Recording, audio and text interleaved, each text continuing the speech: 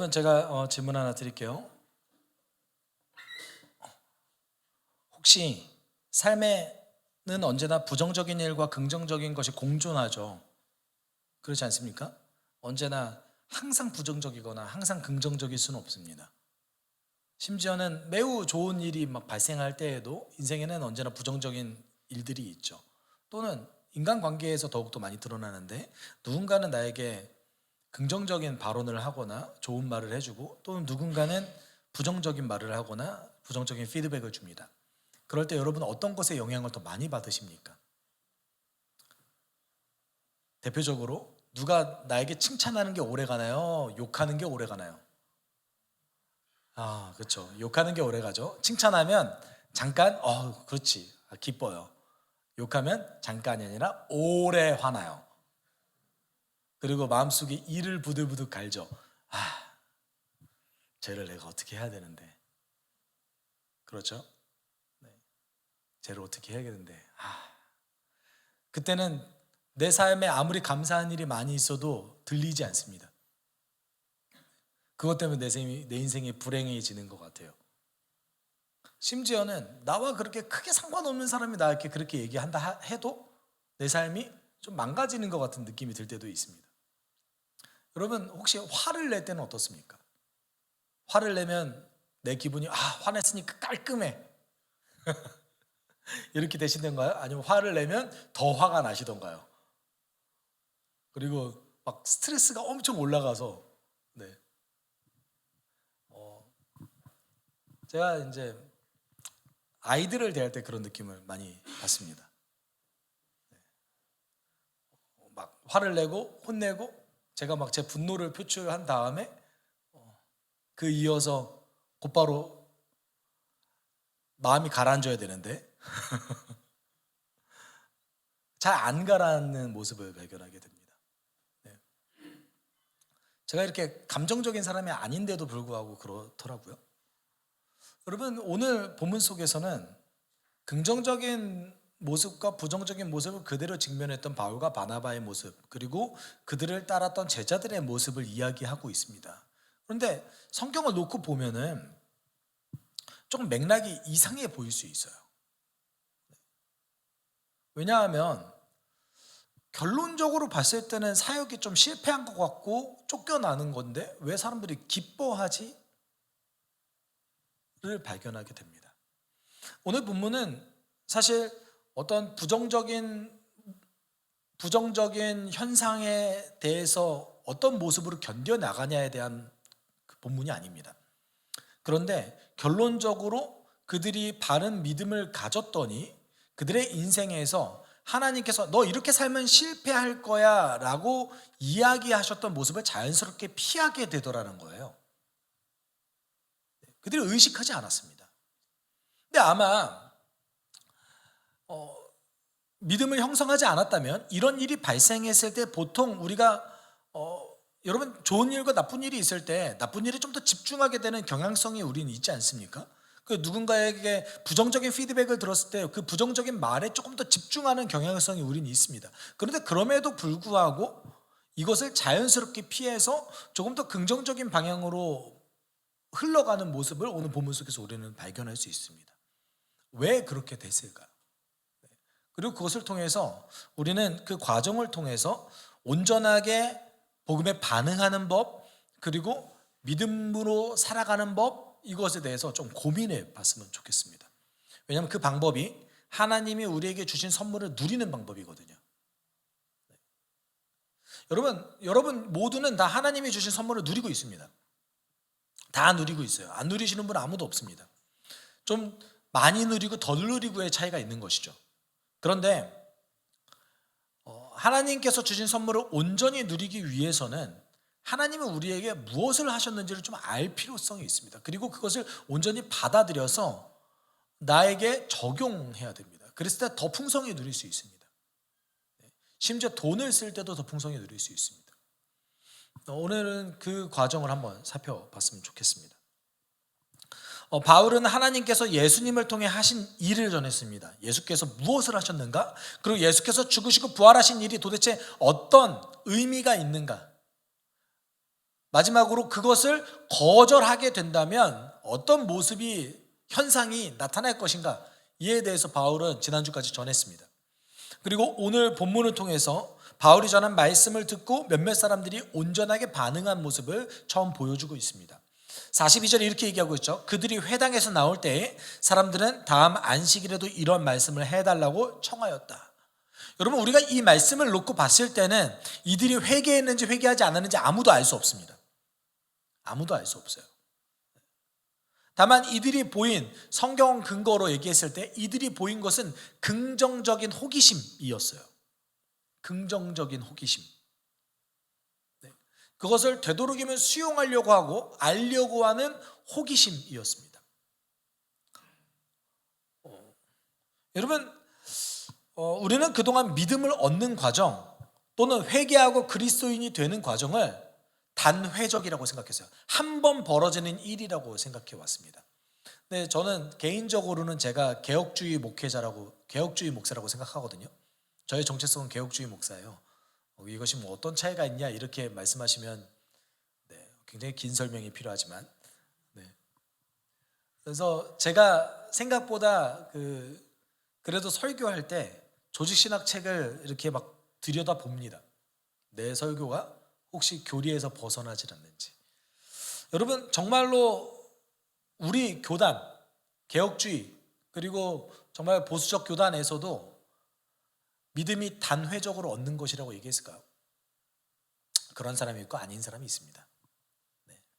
존 머레이 같은 신학자는 구원의 순서를 이야기하면서 반드시 우리는 그 순서를 따라가야 된다라고 얘기했어요. 대표적으로 로마서를 통해서 정리한 순서입니다. 그런데 개혁주의 구원론의 권위자였던 안토니 후쿠마라든지 벌코프 같은 사람들은 순서가 완벽하지 않다라고 정의했습니다.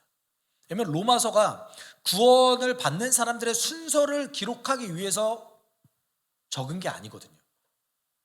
근데 여러분, 우리가 청교도에서 보통 발전한 건데 구원의 서정이라고 보통 얘기합니다. 구원의 서정, 구원의 순서. 그래서 소명부터 시작해서 마지막에서 영화까지 이르는 그 9가지 순서를 존 모레이는 차례대로 잘 지켜야 된다. 반드시 그렇게 벌어진다. 그것이 회심한 사람들의 표지다라고 얘기했지만, 여러분, 안토니 후쿠마나 벌코프 같은 사람들은, 특히 이제 후쿠마 같은 사람들은 뭐라고 얘기했냐면 순서를 버려야 된다라고 얘기했어요. 구원의 순서는 없다. 우리 거기에 의존하지 말아야 된다. 다만 그 안에 들어가 있는 개념을 중요하게 생각해야 된다. 왜냐하면 로마서에 등장한 그 순서에 대한 그 순서가 일단 완벽하지 않을 뿐더러 성경이 그것을 위해서 기록되지 않았다. 그리고 또 한 가지는 후쿠마가 정확하게 얘기한 건데, 회개의 과정이, 구원을 받는 과정이 단회적이지 않다라는 거예요. 인생의 하나의 과정이라는 거예요. 그래서 성경은 하나님의 부르심을 받고 마지막에 또 하나님의 부르심을 받는 그 과정, 그리스도인이 돼서 죽는 그 과정 전체를 하나의 과정으로 봤습니다. 이게 전체가 구원받는 하나의 과정이에요. 심플하죠? 아주 심플합니다. 그러면 여러분, 사람마다 하나님께서 적용하는 게 다르지 않겠어요? 오늘 본문도 적용하는 게 달라요. 어떤 사람은 강권적으로 하나님께서 만나주셨고 어떤 사람은 호기심을 가지고 접근했습니다. 그러면 우리는 뭐를 더 강조해야 됩니까? 호기심을 가지고 접근하는 걸 강조해야죠. 왜냐하면 하나님은 우리가 조작할 수 없잖아요. 그 경험을 시켜줄 수 없잖아요. 여러분, 경험 시켜줄 수 있으세요? 여러분이 열심히 기도하면 내 주변 지인들이 예수 믿기 위한 경험을 합니까? 그렇지 않잖아요. 우리가 할 수 있는 영역에서 할 수 있는 것은 무엇입니까? 그들에게 온전하게 반응할 수 있도록 돕는 역할을 해야 되는 거죠. 이게 복음을 전하는 과정입니다. 바울은 그렇게 얘기 안 했을까요? 여러분, 믿음이 굉장히 중요합니다. 믿음은 중요합니다. 믿음이 무엇이냐면 하나님께서 예수님을 통해서 하신 그 일을 전적으로 그대로 수용하는 것이 믿음입니다.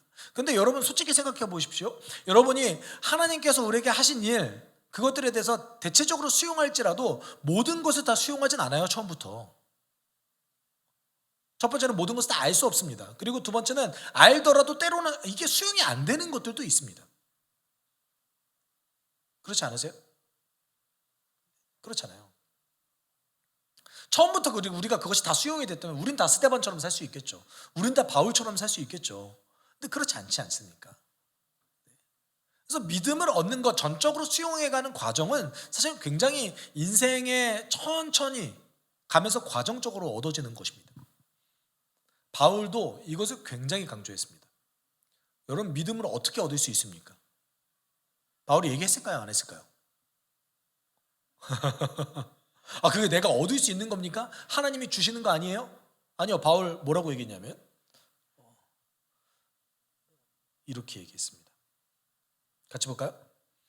그러므로 믿음은 들음에서 생기고 들음은 그리스도를 전하는 말씀에서 비롯됩니다. 믿음이 어떻게 생긴대요? 들음에서 생긴대요. 그 들음은 어떤 것에 생긴대요? 그리스도를 전하는 말씀에서 비롯됩니다. 다른 얘기를 하면 하나님께서 그리스도를 통해서 무엇을 하셨는지, 그리고 그것이 어떤 의미가 있는지 울려 퍼지는 그 말씀, 바른 말씀을 통해서, 바른 말씀의 울려 퍼짐을 어떻게 하면 믿음을 얻어요? 바르게 들으면요.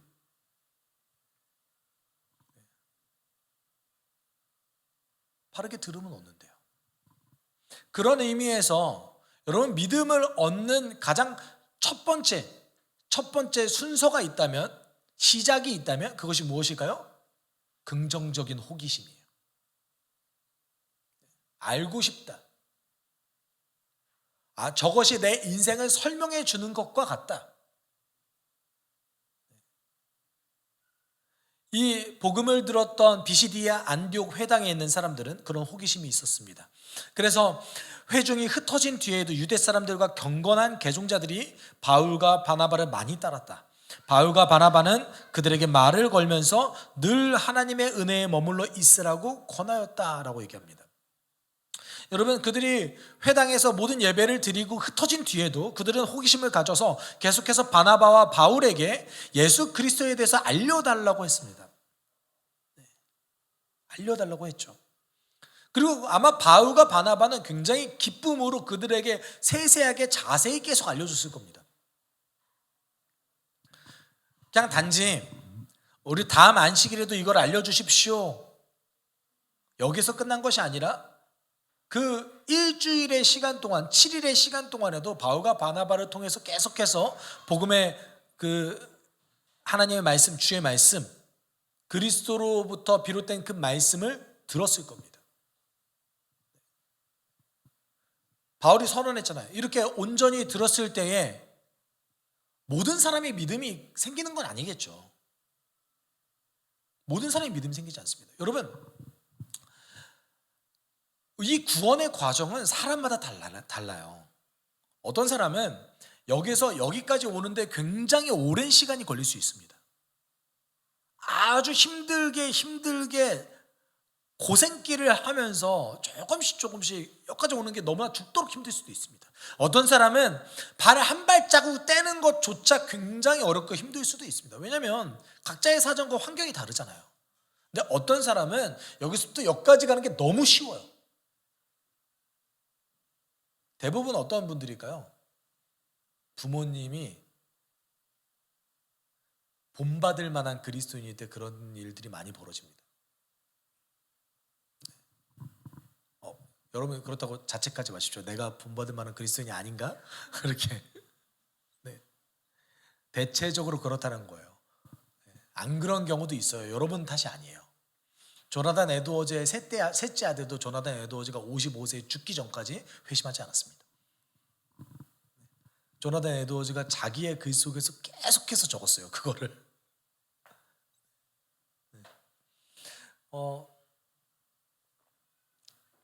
에드워즈는 자기 사위가 24살에 죽었거든요.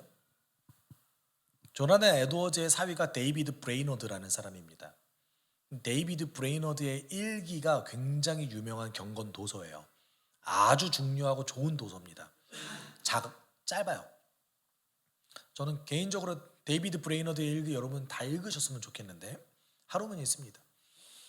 하루 1시간? 1시간이면 읽었던 것 같아요. 쉽고 뭐 그냥 일기예요.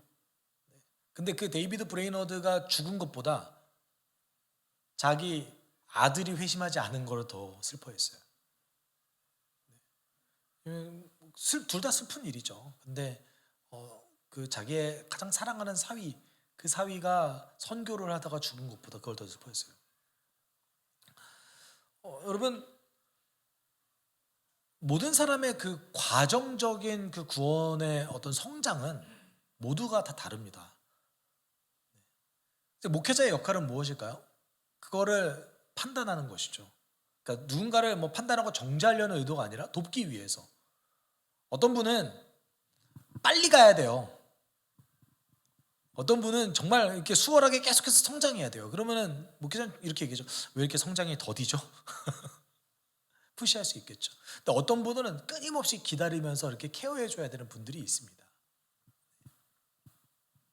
그게 이제 목사의 역할인 거죠. 근데 기본적으로 여러분 믿음은 들음에서 난대요. 그리고 그 들음은 그리스도를 전하는 말씀에서 비롯된다고 얘기하고 있습니다. 그러면 우리가 구원은 어떻게 받는 겁니까? 여러분 구원은 은혜로 받아요? 믿음으로 받아요? 내가 믿으면 구원받을 수 있는 걸까요? 아니면 내가 강하게 믿으면? 기도는 그렇게 하잖아요. 내가 강하게 믿으면 모든 것을 주실 수 있는 그 주님께서 우리에게 선물로 복을 주실 겁니다 라고 생각하잖아요. 정말 그럴까요? 그러면은 자기 확신이 강한 사람일수록 맹목적으로 광신적으로 믿는 사람일수록 믿음이 좋은 것이겠네요. 근데 성경은 그렇게 얘기하고 있지 않습니다. 그 믿음과 은혜의 관계를 에베소서 2장 8절 9절에서 얘기하고 있는데 요즘 같이 읽어볼까요? 여러분은 믿음을 통하여 은혜로 구원을 얻었습니다. 하나님의 선물입니다. 행위에서 난 것이 아닙니다. 그러므로 아무것도 자랑할 수 없습니다. 여러분 믿음, 은혜 모두 다 구원에 관련돼서 사용되어지는 언어들입니다. 그리고 교회에서 정말 많이 사용합니다. 다 들어보셨죠? 저도 많이 사용하는 것 같아요. 안 사용할 수가 없어요. 성경에 적혀 있거든요. 믿음은 너무 많이 적혀 있어서 은혜도 너무 많이 적혀 있어서 여러분이 가끔은 이게 뭔 말이야 라고 그냥 생각하기도 전에 그냥 쑥 지나가 버리세요. 바울의 어떤 그 서신서를 보면 세 가지를 유의해서 보셔야 되는데 첫 번째는 은혜, 두 번째는 믿음, 세 번째는 그리스도 안에서. 그렇지만 이 세 가지를 가장 주의 깊게 듣지 않습니다. 너무 많이 사용하거든요. 솔직히. 여러분 여기 뭐라고 얘기하고 있습니까? 구원에 대해서 전부 얘기하고 있는데 여러분은 믿음을 통해서 은혜로 구원을 얻었습니다. 근데 이게 성경 헬라어로 살펴보면 처음에 은혜 먼저 등장해요.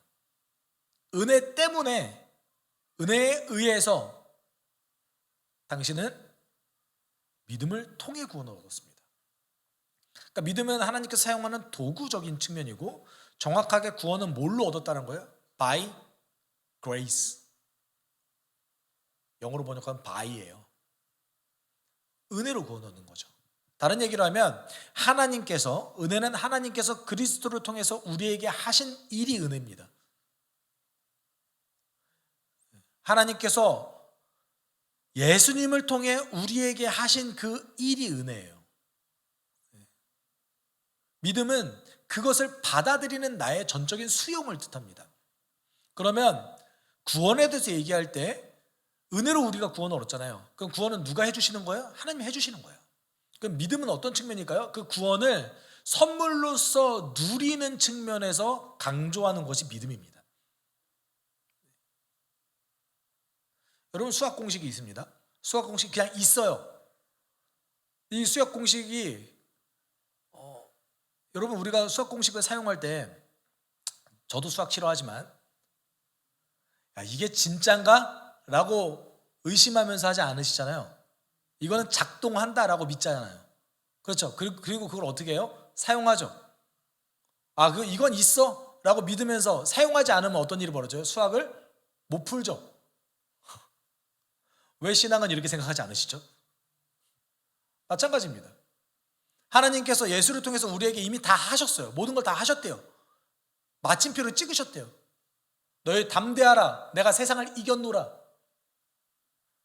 근데 그것을 누리는 측면에서, 받아들이는 측면에서 강조한 단어가 무엇이냐면 믿음이라는 단어예요. 그래서 믿음은 우리의 측면에서 사용하는 단어입니다. 그렇기 때문에 바울이 뭐라고 얘기합니까?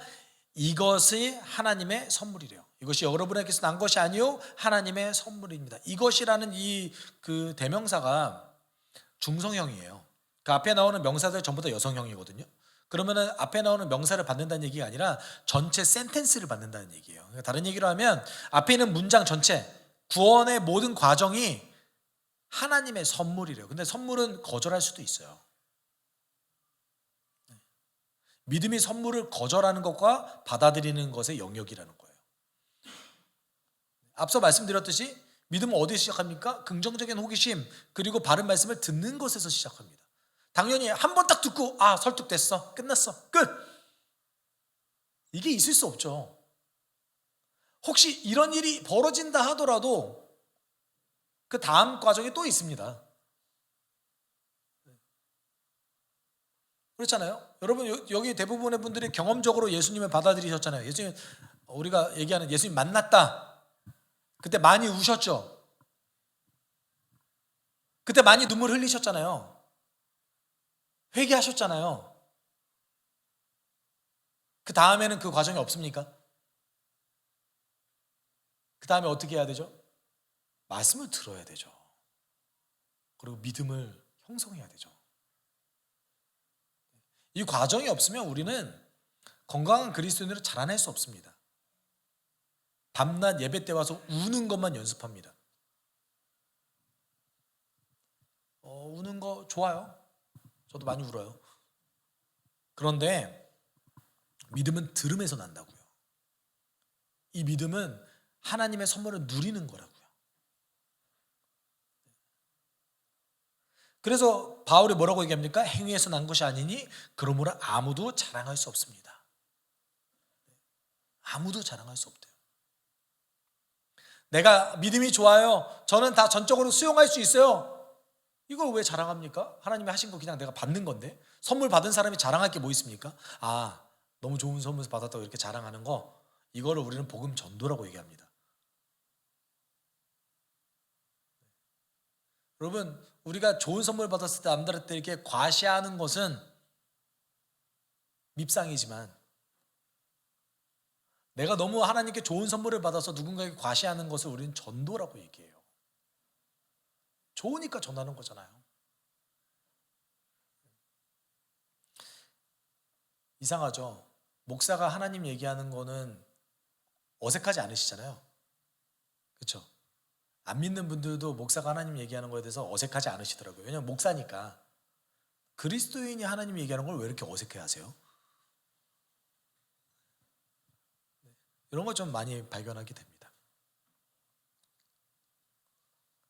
여러분, 이 과정을 현재 지금 여기서 얘기하는 이 과정을 오늘 본문 속에서 온전하게 반응하는 사람들이 경험하고 있는 거예요. 지금 듣고 반응해서 믿음으로 나아가고 있었습니다.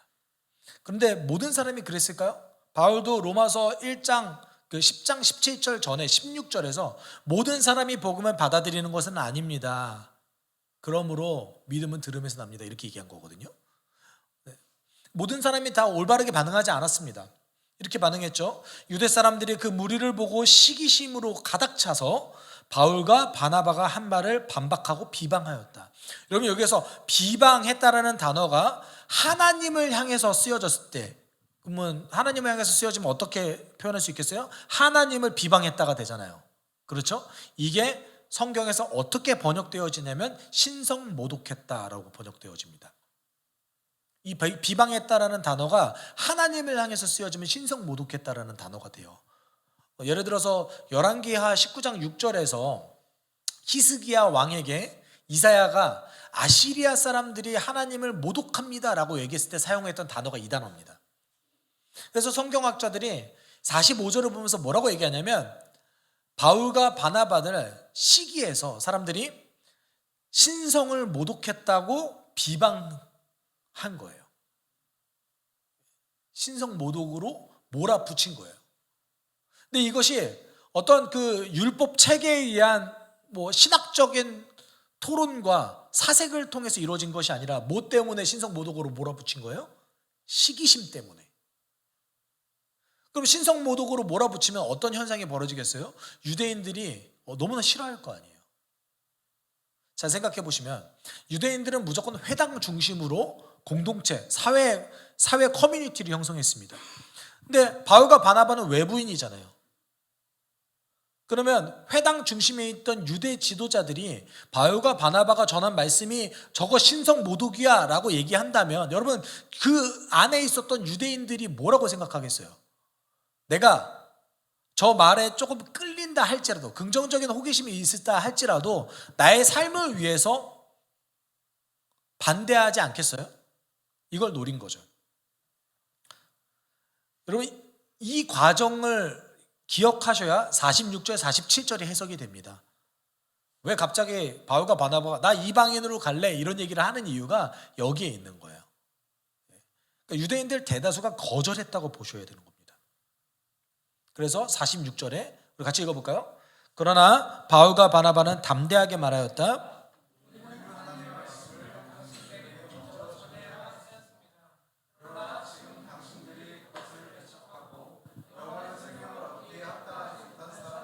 스스로 판정함으로 우리는 이제 이방 사람들에게로 갑니다. 바울과 바나바가 특별히 바울이 이렇게 얘기하는 거죠. 당신이 거절했으니 당신 스스로가 이 놀라운 진리를 받아들이지 않고 내가 이제 영원한 생명에 합당하지 않는 존재로 스스로를 여겨버렸으니 우리는 이제 이방 사람에게 갈 겁니다. 여러분 왜 유대 사람들이 신성 모독이라고 했겠어요? 39절에 보면 이 내용이 있어요. 누구든지 예수를 믿는 자면 누구든지 의롭게 됩니다. 이렇게 얘기했거든요. 이 말에 유대 지도자들이 난리가 난 거예요. 누구든지? 아니 무슨 소리 하고 있는 거야. 유대인들 또는 유대교를 온전히 믿기 위해서 헌신한 자들만이지 어떻게 누구든지 의롭게 될 수 있어. 여러분 이 의롭다는 개념이 나중에 어떻게 변화되어지냐면 율법을 위해서 목숨을 버린 자들이 의인으로 돼버려요. 율법을 위해서 목숨을 버린 자들. 그래서 이제 과격한 사람들은 그래서 어떤 행위를 자행할까요? 테러를 자행하는 거예요. 저 율법을 못 지키게 하는 이스라엘의 우상을 들고 오는 저 로마 제국에 맞서서 내가 싸우겠다. 그렇게 하다 내가 죽으면 의인이 되지 않느냐? 이 개념을 갖고 있는 거예요. 이 개념을 갖고 있는 종교가 하나 더 있죠. 지구상에. 이슬람이 지하드를 하잖아요. 동일한 개념입니다. 유대교가 갖고 있었어요. 이 개념을. 그러니까 지금 누구든지 의인이 될 수 있습니다. 무슨 소리야. 쟤네들 율법도 안 지키는데. 어떻게 쟤네들이 의인이 돼. 여기에 신성 모독이라고 받아들인 거예요. 그러니까 바울이 더해서 뭐라고 얘기합니까? 우리 이방인에게로 갈 거야. 지금 여러분 이거 착각하시면 안 됩니다. 바울이 지금 야 봐봐 야 니네들이 나 거절했으니까 한번 당해봐. 이방인에게로 갈래. 이렇게 한 거라고 생각하시죠? 제가 이렇게 말씀하니까 아니라고. 우린 보통은 욱해가지고 그런 선택을 했을 거라고 생각하잖아요. 아니에요? 보통 그렇잖아요. 욱해서 이렇게 얘기하지 않았을까? 47절이 그것이 아니라고 얘기하고 있어요. 47절 같이 읽어볼까요? 주님께서 우리에게 명하시기를 내가 너를 문 민족의 빛으로 삼았으니 그것은 내가 땅끝까지 구원을 이루게 하려는 것이다 하셨습니다. 왜 굳이 이 말을 했을까? 우리 이방인에게로 갈 겁니다 라고 얘기하면서 이사야 49장 6절을 왜 굳이 인용할까요? 이 말을 하면서 어떤 얘기를 하고 있는 거예요 지금 바울이? 우리가 이방인에게로 가는 것은 하나님의 뜻이에요. 구약 성경에 기록됐잖아요. 이사야 선지자가 얘기했잖아요. 여러분 이사야 49장 6절이 하나님의 언약을 성취하는 종이 이 땅 가운데 와서 언약을 성취했을 때에 대한 얘기입니다. 그때 어떤 일이 벌어진대요? 너희를 뭇 민족의 빛으로 삼았다. 그 이유는 무엇이래요? 땅 끝까지 구원을 이루게 하려는 것이다. 언약이 성취되는 그때에 내가 이스라엘 너희 민족을 땅 끝까지 구원을 얻기 위해서 선택했으니, 이 말은 뭔 말인 거예요? 이방인에게 복음을 전해도 돼요? 안 돼요? 된 거죠. 바울이 지금 뭐 하고 있어요? 그들을 어차피 안 받아들일 사람들이에요. 시기심이 가득해서 신성모독으로 몰아붙였단 말이에요. 그럼 바울이 이렇게 성경적인 근거를 가져와서 그들을 반박하기 위해서 이런 말을 했을까요? 누구를 위해서 이런 말을 했을까요? 앞서 호기심을 가지고 긍정적으로 반응했던 사람들을 위해서 이런 말 한 거예요. 왜냐하면 그들에게도 필요했거든요. 어떤 게 필요했어요? 성경적 근거가 필요했어요. 우리들에게 복음에 오는 것이 정당한가? 여러분 솔직히 그 설교를 들을 때 여러분 안 그러신 분들도 저 덜어 있지만 목회자가 신뢰가 돼야지 들리지 않으세요? 목회자가 이상한 말 하면 어떡해요? 신학적으로 올바르지 않은 거로 전할 수도 있잖아요. 그렇지 않겠어요? 그러면 여러분이 그 가운데 어떤 과정을 거칩니까? 저분의 말씀이 합리적인가를 살펴보고, 그 다음에 저것이 정말 성경적인가, 조금 더 나아가실 수 있는 분들은 성경적인 것까지 살펴보시죠. 사실 저도 그렇습니다. 조금 애매하다 싶으면 영어 성경 다 살펴봐요. 말씀 들을 때는 안 하고요. 말씀 들은 다음에 기억해 놨다가 정말 저게 맞나 싶으면 이렇게 적어놔요. 제가 적어놨다가, 왜냐면 저도 틀릴 수 있는 거잖아요. 내가 혹시 말씀 잘못 봤나? 단어를 혹시 잘못 해석했나? 그러니까 저도 적어놨다가 다 살펴봅니다. 영어로도 좀 쉽지 않으면 뭐 억지로라도 헬라어 살펴보고 이렇게 하거든요. 그 과정을 거치잖아요. 그렇죠? 지금 바울이 하고 있는 게 이 과정인 거예요. 누구를 위해서요? 긍정적으로 호기심으로 반응하고 있는 사람들을 위해서. 그것을 위해서 이 말씀을 한 거예요. 왜 갑자기 이사야 말씀 인용했지? 솔직히 이해 안 되셨잖아요.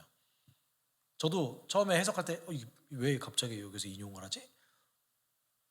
뭔 말이지? 그 말씀을 듣고 보고 있었던 이방인들을 위해서, 경건한 사람들을 위해서였습니다. 그래서 48절, 49절이 그래서 이해가 되는 거예요. 같이 읽어볼게요. 이방 사람들은 이 말을 듣고 기뻐하며 주님의 말씀을 찬양하였고,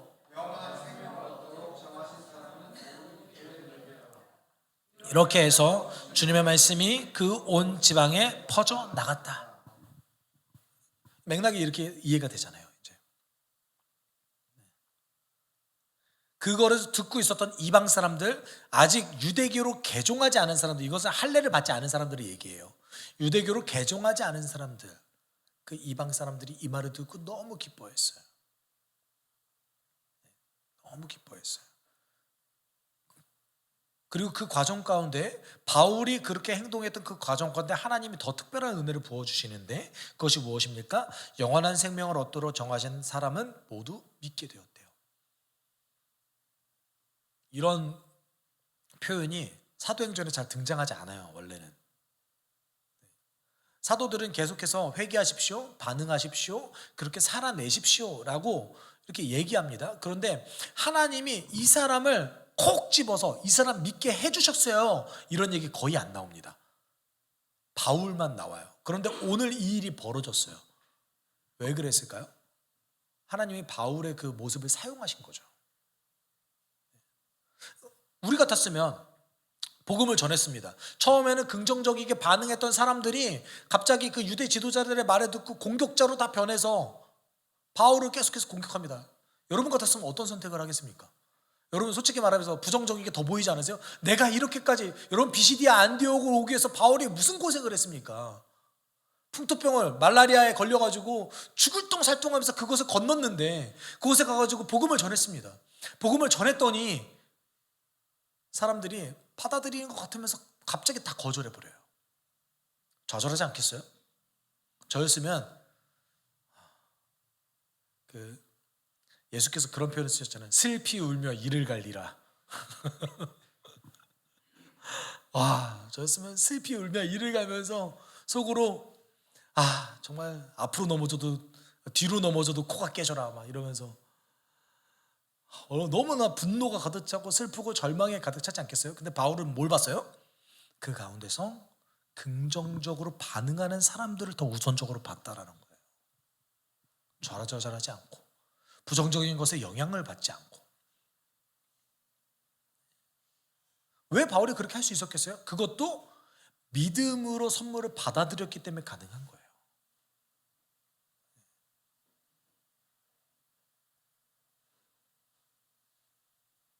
여러분 그것이 51절 52절에 그대로 드러나요. 그 이후에 비시디 안디옥에 있는 유대 지도자들이 그 상류층 여인들을 선동해가지고 바울과 바나바를 내쫓습니다.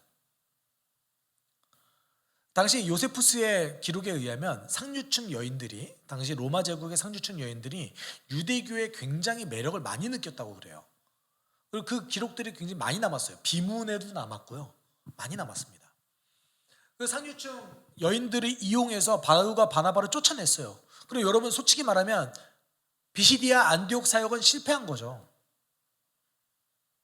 근데 그렇지 않았어요. 51절 52절 이렇게 얘기하고 있습니다. 그래서 바울과 바나바는 그들에게 발에 먼지를 떨어버리고 이그니온으로 갔다. 제자들은 기쁨과 성령으로 가득 차 있었다. 예수께서 제자들을 파송하면서 너희들 복음을 전해라. 그럴 때 예수께서 뭐라고 얘기하셨냐면 누가복음 9장에 의하면 복음을 전할 때 혹시 복음을 거절하는 자들이 있으면 발에 먼지를 떨어버린 다음에 그 마을을 떠나라 이렇게 말씀하셨어요. 이 말씀이 뭐냐면 당시 1세기 그 세계에서 발에 먼지를 떨어버린다는 것은 어떤 특정 사항의 책임이 당신에게 있습니다. 그 마을에 있습니다. 라고 얘기하고 있는 거예요. 그거를 행동으로 보여주는 행위거든요. 자주 썼나 봐요, 사람들이. 그러면 복음을 전했을 때에 그 복음을 받아들이는 것은 누구 책임이에요? 전하는 사람 책임일까요? 받는 사람 책임일까요? 받는 사람 책임인 거죠. 여러분, 여러분의 책임이 아닙니다. 여러분이 뭔가 잘못해서 사람들이 복음을 받아들이지 않는 게 아니에요. 그들의 문제인 거예요. 그래서 바울과 바나바도 어떻게 했어요? 발에 먼지를 떨어버리고 갔습니다. 여러분 솔직히 말하면 우리는 그렇게 생각하기도 하잖아요. 아니 그래도 그렇게 거절해도 우리가 가진 노력을 다해서 그들을 설득해야 되는 거 아닙니까? 맞아요. 그런 측면이 있어요. 그걸 베드로가 얘기했죠. 근데 바울과 바나바는 순회하는 선교사였습니다. 어떻게 선교사가 그렇게 해요? 그렇죠? 그 역할을 누가 해야 되는 거예요? 비시디아 안디옥에 남아있던 개종한 사람들이 해야 되는 역할이었던 것이죠. 그래서 바울과 바나바가 떠나갔음에도 불구하고 사람들은 성령과 기쁨에 가득 차 있었습니다. 왜냐하면 그들이 부정적인 것에 사로잡히지 않고 뭘 봤어요? 하나님이 주신 것에 집중했기 때문에 그래요.